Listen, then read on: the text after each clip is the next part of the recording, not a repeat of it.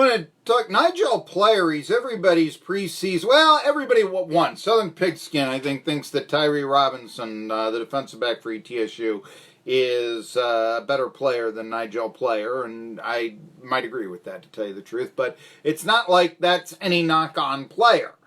It's to the praise of Robinson, and all that. And it just also goes to show you, I mean, just how horribly that whole, Randy Sanders, Tyree Robinson thing was covered, because remember how Tyree Robinson was viewed at that time. I mean, it was coach good, player bad, not Nigel Player, defensive back bad. And I know that some people think it was overblown. I guess I have heard, although I haven't confirmed it with him, but I was told by a reliable source that it was actually, after it happened, Sanders actually said, well, he turned himself in.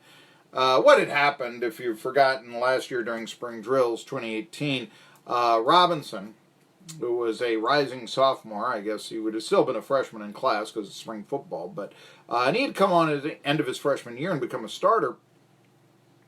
And they were doing Hail Mary drills, and I don't know. Robinson intercepted a pass and ran it out. And evidently that's a no-no at ETSU for the spring practice drills, or for the drills, or I don't know, Because I guess the idea is if you have intercepted a Hail Mary, then you've won the game, that sort of thing. Now, but Robinson, it's practice, and he started to run it out. And Sanders didn't like it. And he knocked him in his helmet. He, did that. And Robinson was sort of like, really? And he walked off. And to tell you the truth, Sanders overreacted.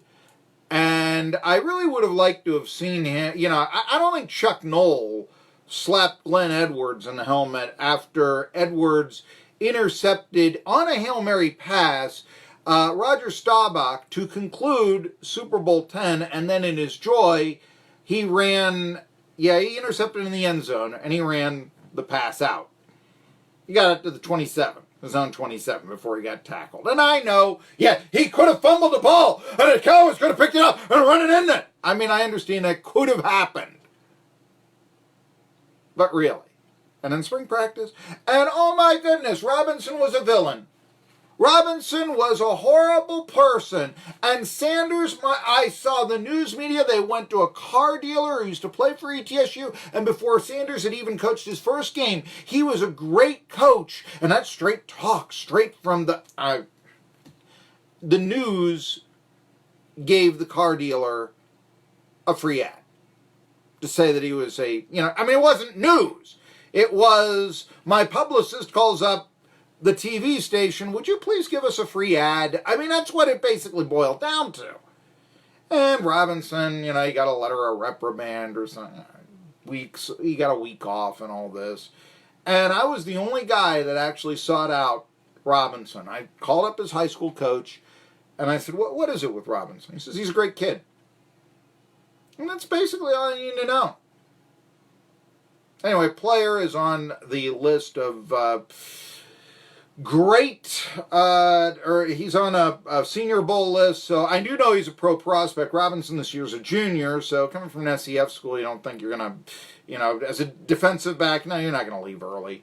But Player, he's a senior, he's big, and people are really liking him. I'm a little surprised that he was preseason player of the year in the Southern Conference over Furman's Adrian Hope, the outside linebacker with, depending on what statistical compiling you believe, 14 or 15 sacks.